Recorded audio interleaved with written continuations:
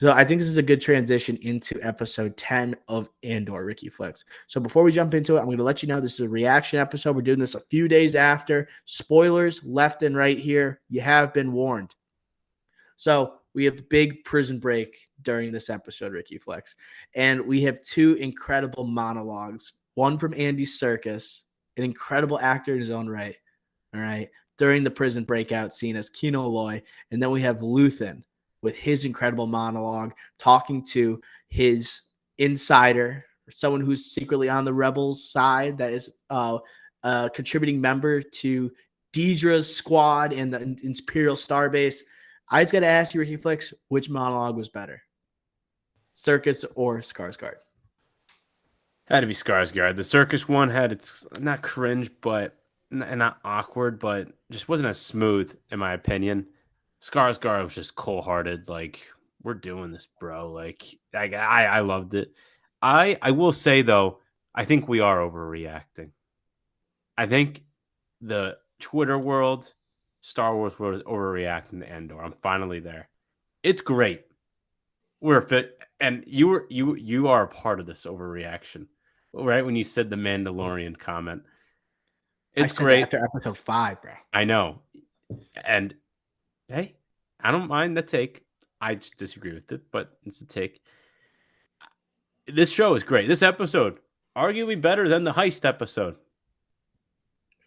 Like, yeah. I think probably yes with the speech, the actual heist versus the jailbreak scene.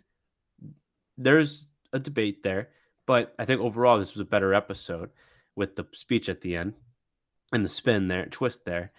But I think we are overreacting. Like, yes, this is a great show, but this isn't the best thing since sliced bread. So let's just take a step back. It is for Star Wars. It is the best thing since when? Well, that's the Mandalorian. Yeah, a couple years. But that episode, I think that we just saw was better than the Mandalorian's ever done. Jesus. And I don't think it's overreaction whatsoever. Like, if it was just the prison break, it's not the best episode of the season. It's the speech at the end. That's why the show is so good. Like, Star Wars, typically, you would have thought the big action sequence was the best moment. It was the speech given by the leader of the rebels, right? Or the small faction of the rebels. That was the best moment. And the best part about that speech, it was a monologue. It was like it was a tagline for the show. It was like, it's almost like Tony Gilroy said, this is why the show was made. Luthen is going to display it in this speech in something that is so incredibly beautifully written. It was poetry, right? Like the lines that he was dropping, absolute bars. Absolute bars. Dude, I watched this 4 times right after it happened. I didn't sit and think about it. I'm like, I have to watch that again because that is one of the best speeches I've ever heard in a movie or a TV show. This whole speech, right, is the idea of he's not going to be able to see, right, the sunrise on this rebellion. Like, he's going to be the one that's not written about. He's not the one that anyone's going to remember. This show is about those people. There is a reason there hasn't been major characters like Luke Skywalker, right, showing up in The Mandalorian. There's no, major characters that have shown up here that we are familiar with because the show is about the ones we don't know. That's the whole point of the show. And that's what the whole monologue was about. And I'm just like, Andy Serkis monologue, to be honest, overrated. I think One Way Out, that whole slogan, real corny. I wasn't buying it as much as other people. I thought Andy Serkis did a great job delivering it, but it didn't do what Luthen's speech did. The show was made so we can go on a journey with these characters that we were never supposed to see, that will never see the sunrise. Right. And then the lines that he was saying, I was literally poetry. And the fact that he's like, my favorite lines, like, my mind has become a sunless space. Like, who thinks of that crap? That is wild. Like, we talk about the writing and the development and the arc of these characters, just a straight up poetry that is used in this speech is incredible. And I don't think you can deny that. I know you don't think. You're saying this is arguably the best episode. This episode is the best episode just based off that Luthen speech alone. That's how good it was. Are you done? I don't know if you're done or not. I got more I could talk about, but I just thought it was the perfect speech to describe why this show was necessary. It was like Tony Gilroy was saying, "This is my pitch, and this is Star Wars porn. This is like, okay, we already know about everything about the Skywalkers. We know, and here and like it's out of nowhere when you think like you can't get a more emotional scene following the keynote scene when he can't jump off. But then they double down and they give like the loneliness that this man is suffering, a man who is not allowed to love because he's the sacrifices he has made. And it's like the sacrifices that the audience doesn't see.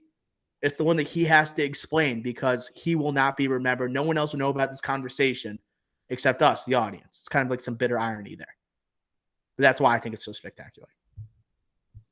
Great points all around. Do I still think it's better than The Mandalorian? No.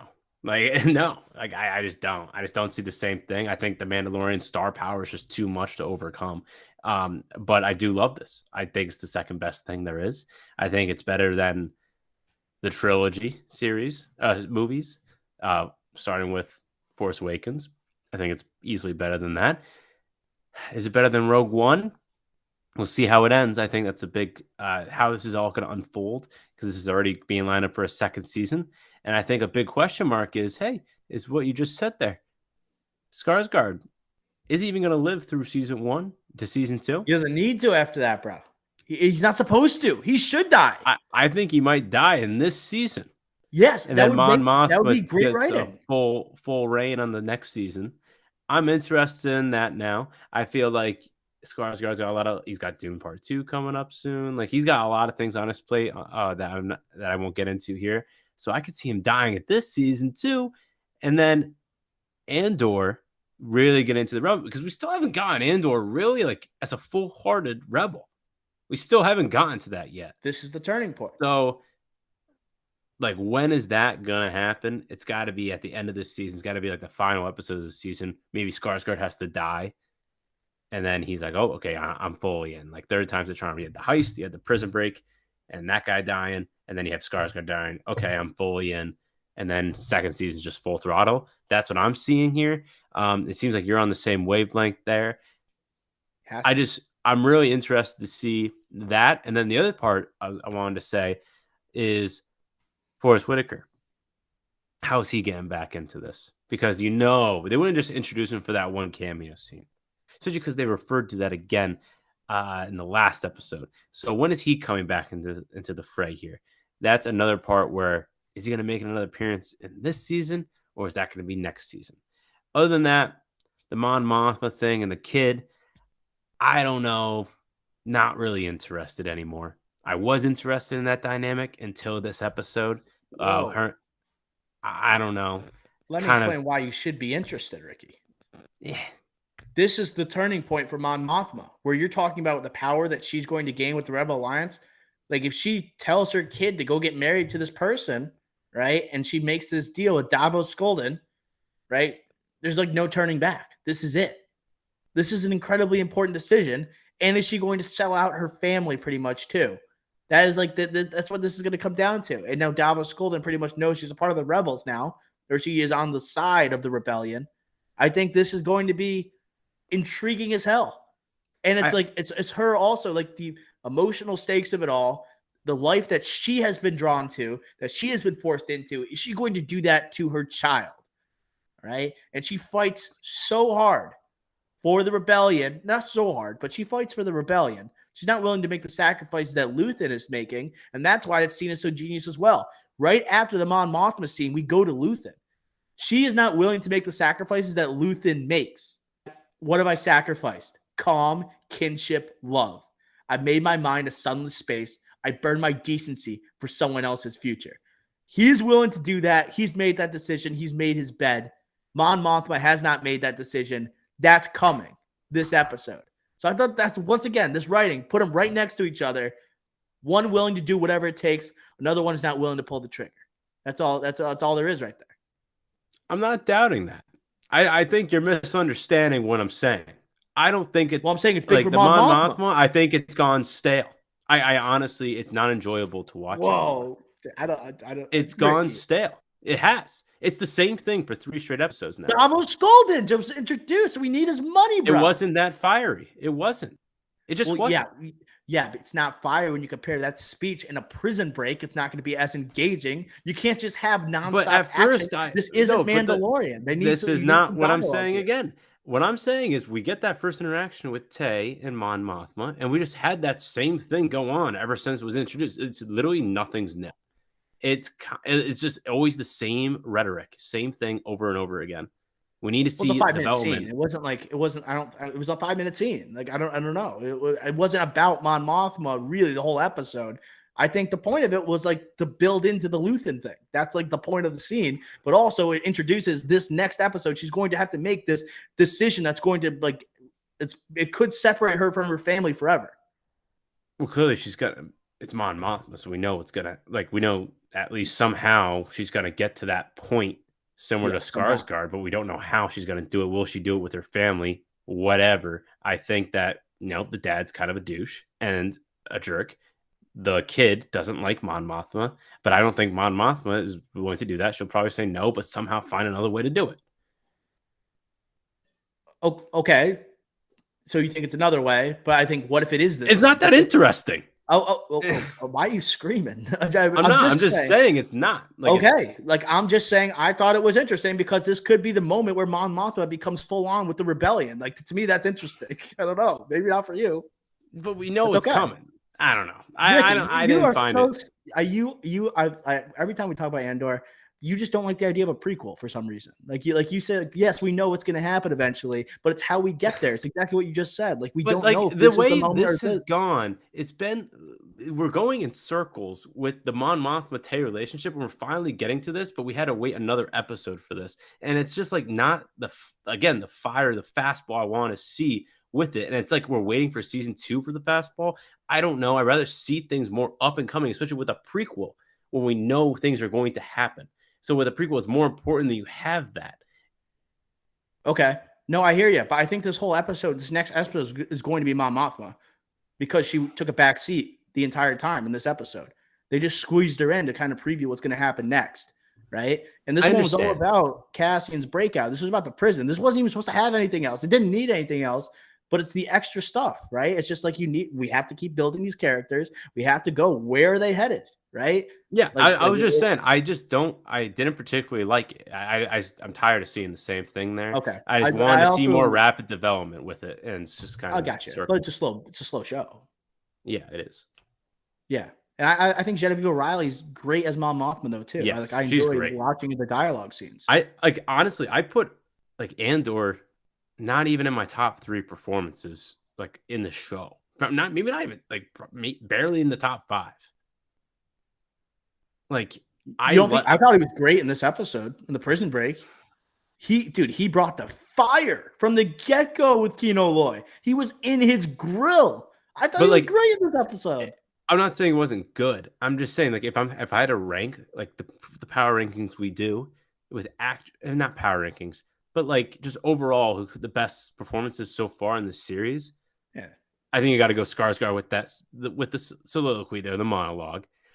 I'm a big Mothma guy. I think she's 2. I think she's a great actress. Yeah, and then she's awesome too. And then after that, Circus, you could put Andor right there. I personally would, but I could see if you made arguments for Deidre, I could see arguments to be made. And this is why the show's so good, bro.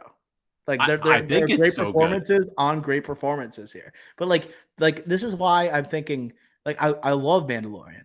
And the thing about Mandalorian, it has some subtle performances, but it's nothing where it blows your mind. It's more about the action sequences that blow your mind, or the character that shows up that blows your mind. Here, it's the writing, the literal speeches that are being made, the conversations that are had that you find extremely compelling, and then you can build it on this build up to a prison heist or a prison breakout or a heist. You can keep building to this major event, but also have this slow build, and you have the actors that can carry these scenes. I think we haven't really seen in Star Wars.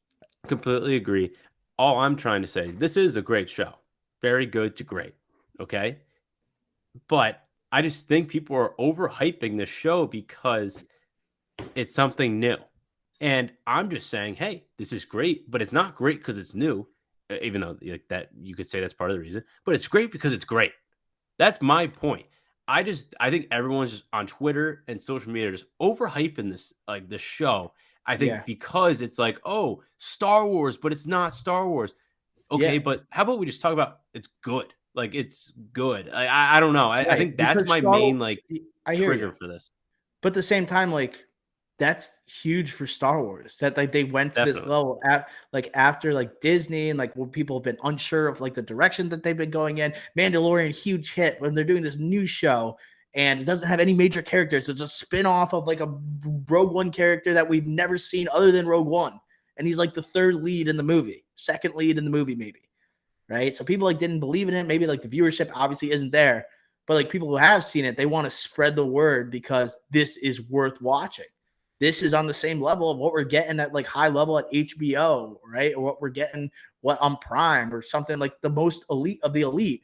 This is like competing with it. And that's shocking because it's coming from Star Wars. And like that's never been seen before, you know? Like Mandalorian's a great show. It's not competing with like Game of Thrones, like House of the Dragon, maybe, you know? It's still major IPs. Maybe that's not the best example, but I don't know. It's like White Lotus we're talking about. It's prestige television. It feels Okay, like that. this is a good question. Oh, by the way, I started White Lotus season 2. It's good so far. Aubrey Plaza, perfect casting. Last question or last thing from me. What's better if you had to put like on the table right now, gun to your head, House of the Dragon or Andor? Well, Andor's a better show, bro. But no, but like, Than what House of would the you Dragon. rather watch? It's hard to tell because the season's not over. Like I know how House of the Dragon ended, you know? Like I love just like being in that world of Game of Thrones, like having that familiarity with it, knowing like the political stakes that are there. It's different. Like Andor, I don't like it's a prequel, but like I can't. Same with House of the Dragon. That's why I Right, brought but it like, up. but yes, but House of Dragon's different because it's taking place hundreds of years of what we know, and I don't read the books and I don't pay attention to that Right, stuff. right. You know what I mean? But like to me, Andor kind of kicks its ass. I see. I'd rather watch House of the Dragon all day. Like I'll never revisit Andor as of right now. I'll revisit House of the Dragon. I love the Oh inner yeah, workings. I love the dynamics of House of the Dragon. I'm just more entertained by like with that and the storylines there than here's just slow pace, a lot of build up. House of the Dragon, more it's just 10 episodes, we're through. I got you. No, So I hear I you. just think that's where I'm like, I It's still rather watch Andor. House It's of the a, Dragon, but I think that right. But again, I understand what you're saying, like Andor writing there. Yeah, it's all there. But House of the Dragon, like I will revisit that and not Andor. House of the Dragon is no slouch. I'm not saying that. I don't even know. I might rather watch House of the Dragon, but like I'm just saying, better show. It's Andor. That's all I'm saying. Gotcha. Yeah. All right. All right. Uh, I do want to. I guess I want to get to the heartbreak scene real quick, where Kino Loy he inspires this, uh, basically for everyone else to join this prison breakout, right? And then we get to that moment where he says he can't swim. Dude, I legit choked up during that moment. That was incredibly heartbreaking. A man who was on his way out. What do you have? 200 shifts left? And he was on his way out. He could smell freedom, finds out that these people are just getting recycled to different prisons. He has to get a pep talk, right, from Coach Cassian Andor. And then he steps up to the mic, makes his speech. He's like, oh, he could smell the sea or he could smell the fresh air. And then he sees what's below him. And in that moment, I just felt so terrible, right? This guy he gave his all. He gave his life to that prison, smelled it, felt like he was going to have it, and then it's taken away from him. But would you have jumped anyway? Okay. So this is where like we're on different wavelengths with this show. First thought it wasn't heartbreak in my mind. I was like, come on. And like because I said come on because is he the only one that doesn't know how to swim out of like how many people? There's gotta be other people. So that was my first reaction. My second reaction is there's no way he didn't jump. He's alive, not an on-screen death. Don't believe it for a second. Someone probably dragged him. I don't know. It was very far swim, so I don't know how, and I don't know like what's gonna happen when he'll come back. But there's no way he's dead. I'm telling you right now. I don't think he's dead either, but I don't think he jumped. Somehow he's getting back into the Yeah. series, whether it's this season or next. But and they also kind of teased that in a quote. Not Circus, but it might have been Gilroy or Filoni. I forget who. Someone teased it, saying like, "Oh, like, did you see him die?" Because someone like asked them Yeah. like, "Oh, like, I how'd you?" think Gilroy straight up said, "Yeah, he's alive." I think he Yeah. pretty much said he's alive. So Uh, yeah, but like, I was thinking afterwards, like, like is that okay? Like that he did that, where it's like the writing. Are you okay with him not jumping? And the more I thought about it, I was actually okay with it. I thought about like after like maybe that was a little bit corny, but at the same time, not really because you don't jump if you can't swim. You're gonna drown. Drowning is a I think painful death. I think you think about it and you plan it out. I know how to swim, so like I'm not, I don't I'm not saying I'm a Right. bad person to ask, but I think you would not jump right away like everyone else. Maybe try to find someone, like, I don't know, try to make a plan. But I agree, you wouldn't just go blindly jump like everyone else did on the ship.